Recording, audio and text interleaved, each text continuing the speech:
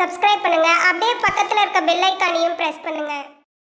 நம்ம இப்ப என்ன பார்க்க போறோம் அப்படின்னா, கடக ராசிக்காரங்களுக்கு இந்த செவ்வாய் பயிற்சி எப்படி இருக்க போகுது அப்படிங்கிறத நம்ம பார்க்க போறோம். செவ்வாய் இப்ப கடகத்திலிருந்து வக்ரகதியாகி மிதுனத்துல இருக்கிறாரு.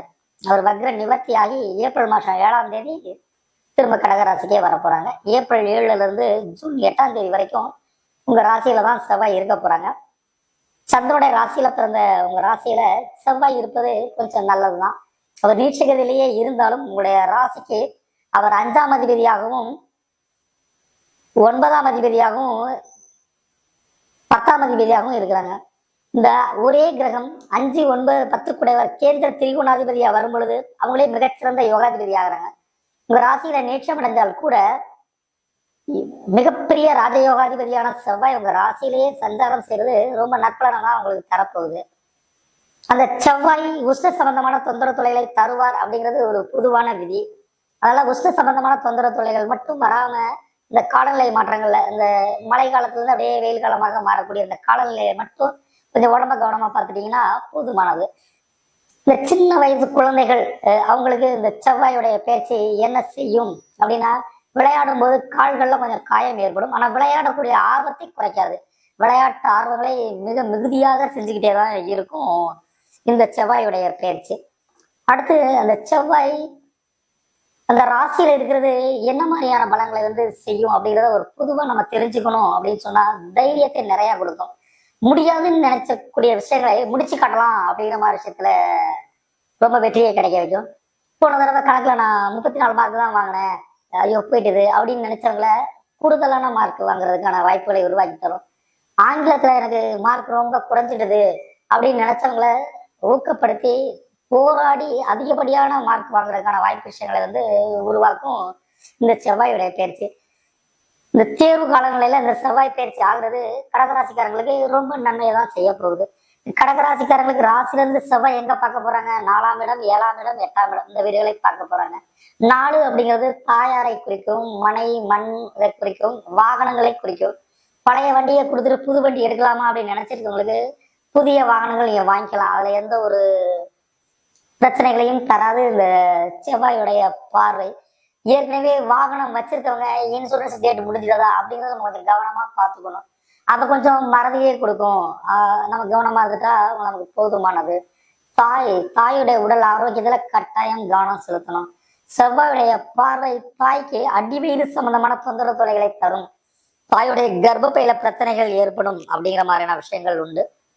கல்யாணம் ஆனவர்களுக்கு மனைவியுடைய உடம்புலையும் சில தொந்தரவு தொல்லைகளை கொடுக்கும்.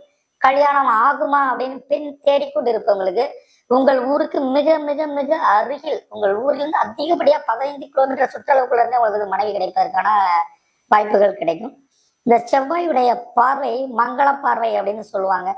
செவ்வாய் 7ஆம் இடத்தை பார்த்தா கல்யாணம் நடக்காது, கல்யாண தோஷங்களை கொடுக்கும் அப்படின்னு நினைக்க வேண்டியதில்லை. உங்களுக்கு செவ்வாயுடைய 7ஆம் பார்வை மகர ராசிங்கிறதான் விழுகுது. மகரத்துல இப்பைக்கு எந்த ஒரு பெரிய கிரகங்களுமே இல்லை, சனி இல்லை, ராகு கேதுக்கள் இல்லை, எம்டிஆர் இருக்கக்கூடிய 7ஆம் இடத்தை செவ்வாயுடைய பார்வை கிடைப்பது உங்களுக்கு சீக்கிரமாக திருமண பந்தம், திருமண உறவு இந்த மாதிரியான விஷயங்களை வலுப்படுத்தும் அப்படின்னு. அடுத்து 8ஆம் பார்வையாக செவ்வாயின் பார்வை.